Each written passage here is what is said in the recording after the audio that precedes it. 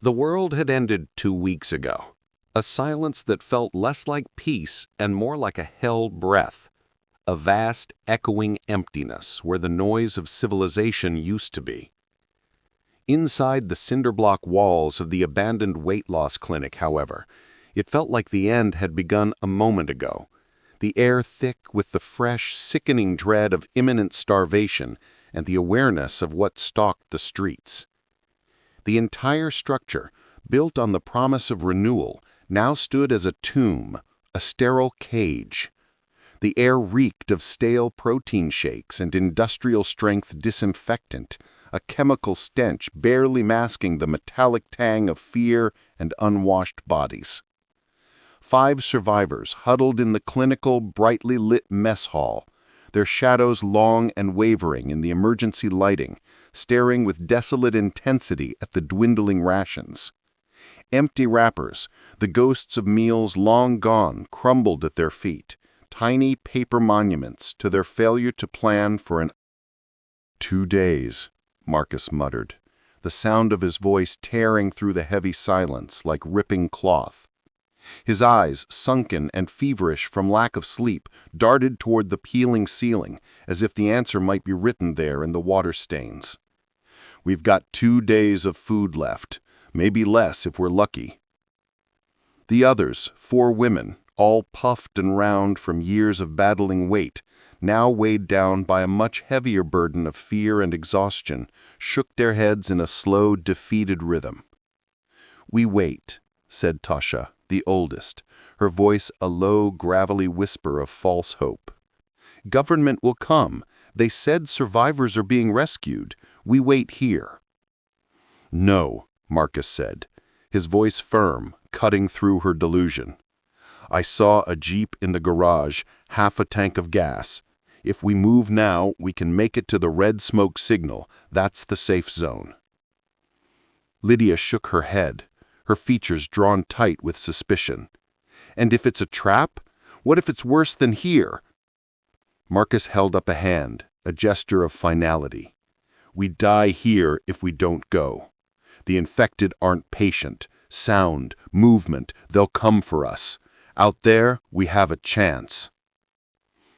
Arguments ricocheted off the sterile walls, a desperate, chaotic cacophony of fear versus pragmatism, a final, ugly scramble for self-preservation.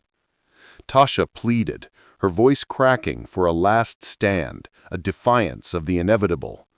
Lydia simply wept, mourning the loss of the meager safety they had known. But the logic of starvation and the promise of the red smoked signal, a government beacon glimpsed only in fleeting, unreliable news feeds, finally drove them. Necessity won over fear, though the victory felt hollow and poisonous. Plans were made with frantic, whispered energy. The Jeep had 4 seats, and Marcus would drive, his authority secured by his lack of a viable alternative. Tempers flared instantly and viciously when the matter of the exposed, vulnerable, open truck bed was brought up.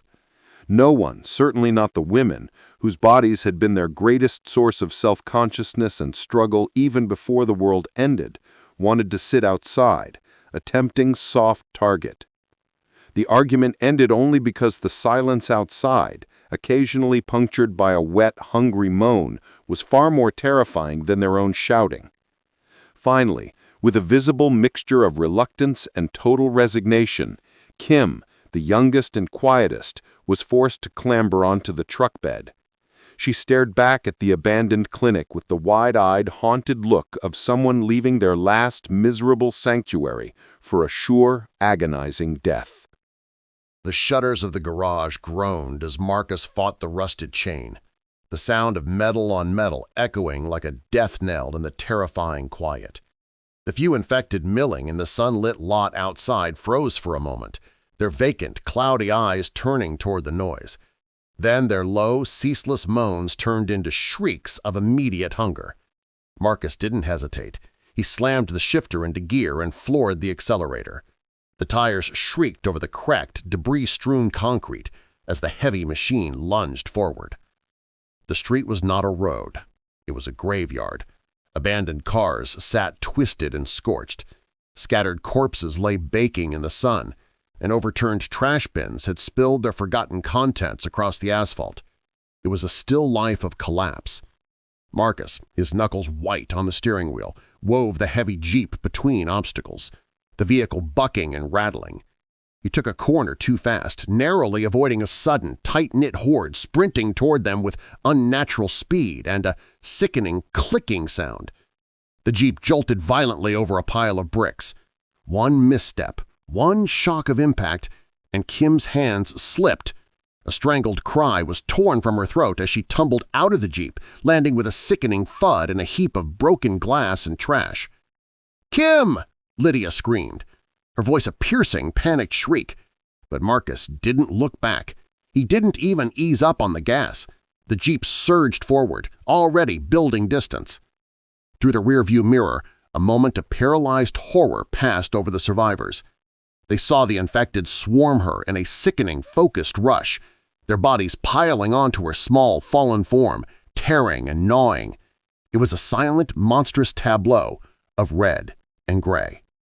Then, impossibly, something shifted. The swarm seemed to momentarily buckle and Kim got to her feet, not by strength, but by a sudden, terrifying spasm.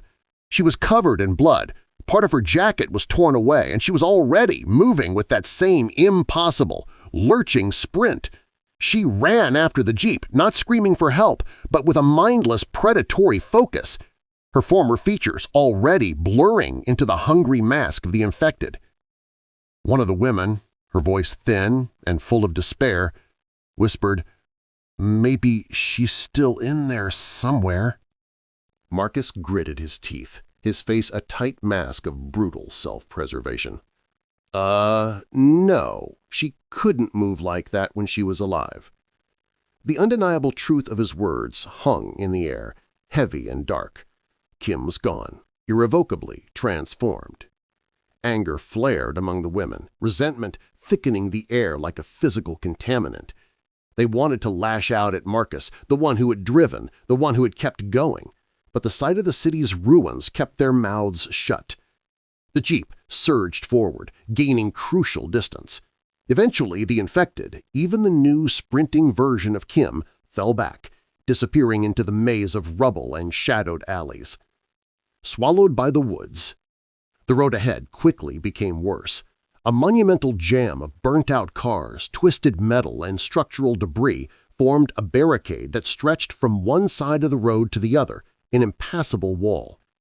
After 10 desperate minutes of trying to find a route, Marcus cursed, cutting the engine.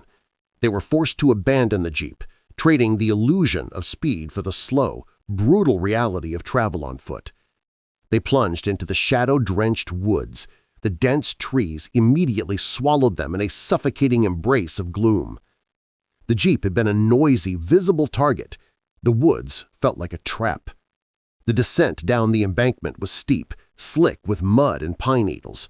Sarah tripped, her foot catching on an unseen root, and her ankle twisted with a sickening, audible snap. Her scream shattered the forest's brief, tense quiet, echoing as if magnified by the towering trees. Almost instantly, growls answered her cries, low and incredibly hungry, drawing nearer through the dense undergrowth. Marcus and the others tried to help, but the infected were closer than they should have been, drawn like metal shavings to the sound. "We have to go," he said, his voice tight with guilt and the absolute horror of the choice. "We can't stop." Tears streaked down Sarah's mud-smeared face as she clawed at the underbrush, trying desperately to drag her useless leg. "Don't leave me, please, I can still walk." But they did. Marcus dragged Tasha and Lydia away, forcing them into a panicked, stumbling run. The infected descended on Sarah.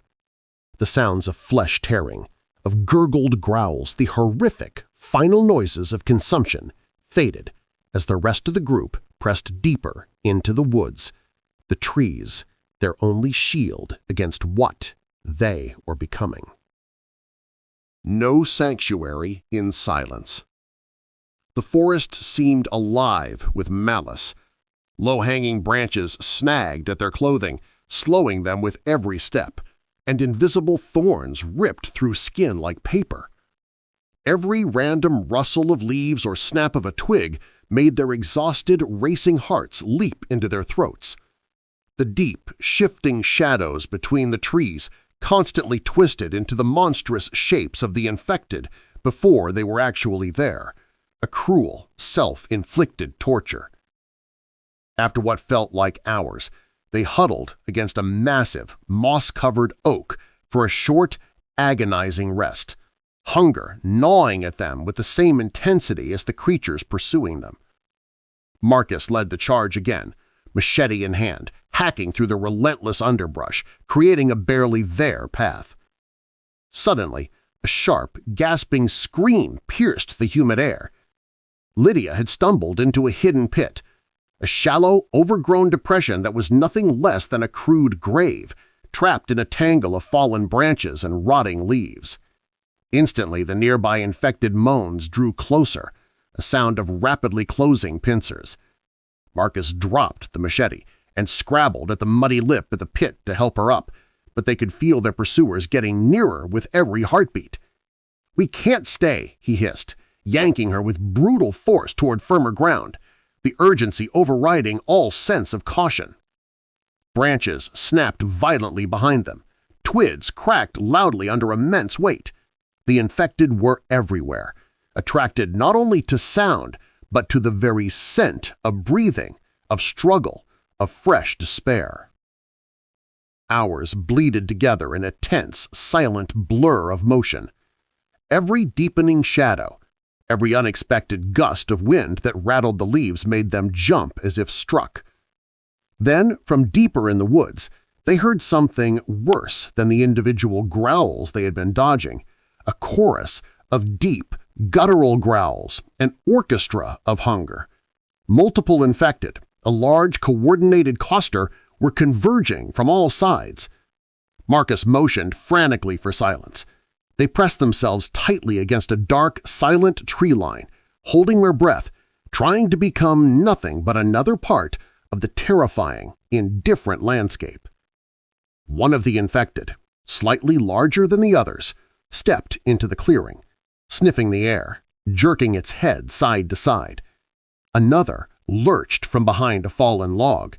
Marcus whispered, "Stay quiet. Don't move." Kim, somehow still alive, running erratically, appeared from behind a tree. She clawed at the branches and growled inhumanly. Marcus's stomach dropped. The others shrank back. "She's infected," Lydia whispered. Marcus didn't answer. He only gestured for them to move. Slowly, carefully, they navigated past the clearing, every step measured, every snap of a twig making them flinch. Night fell. Cold crept in. They huddled for warmth, rationing their meager food. The red smoke signal still beckoned, faint but steady. The next morning, with the first cold, gray light filtering through the canopy, they forced themselves to move again. The weight of their bodies, once a source of self-loathing, was now an anchor, a brutal handicap. Muscle screamed with every step as they pushed through the dense underbrush, their progress agonizingly slow.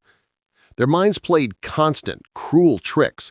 Occasionally, they would hear a rustle, a low, wet moan, and whip around, machete raised, only to find a wind-tossed tree branch or the flash of a startled rabbit.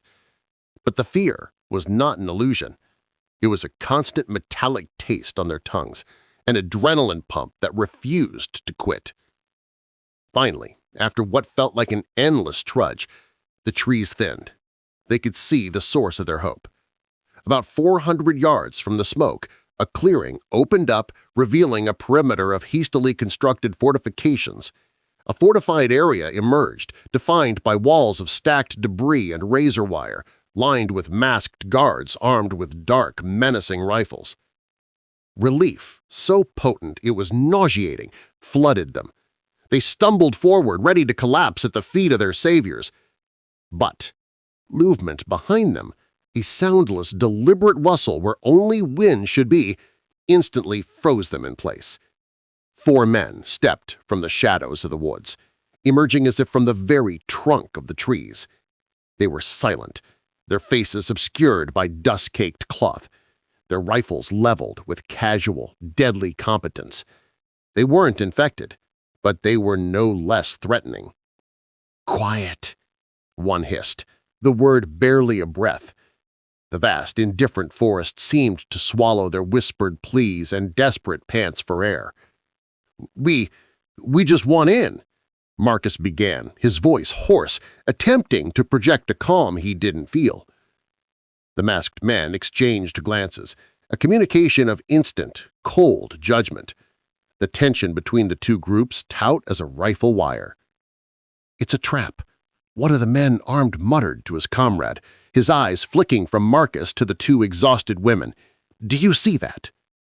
Before Marcus could even begin to ask what he meant, another sound broke the oppressive silence. A man in shredded, blood-splattered clothing stumbled toward the fort from a different angle, his last reservoir of hope spent. He was begging, pleading, a wretched sound that was more animalistic than human, trying desperately to suppress the cries of desperation that would draw the lurking dead. A single dull thwump, the sound of a suppressed rifle shot, ended his hope and silenced the clearing. The man dropped instantly. The guards on the wall didn't flinch. They simply waited until a silent, armed man approached the corpse. The guards stripped the body of anything useful, a watch, a worn backpack, before a gloved hand casually tossed the remains back into the trees for the scavengers. The message was unmistakable and brutal.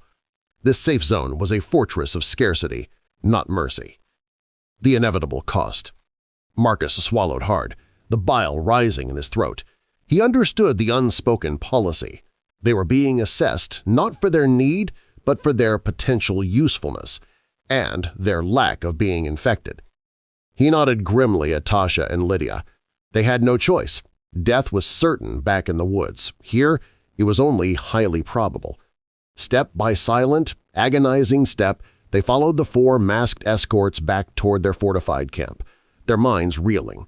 The red smoke curling above was a beacon of sanctuary, a false flag of safety, but the low, ceaseless growls of the infected in the deep forest still lingered like a disease in their minds. As they were ushered through the narrow, heavily guarded entrance, still panting, still trembling from their long ordeal, one truth became horrifyingly clear. In this new, broken world, the woods didn't just take the living and turn them into the dead. They tested them, twisted their souls, and forced the survivors to make impossible, monstrous choices just to earn another miserable day. In the red smoke, it was the first faint, chilling sign that maybe, just maybe, survival was still possible, but it would come with a price far greater than their lost weight. It would cost them their humanity.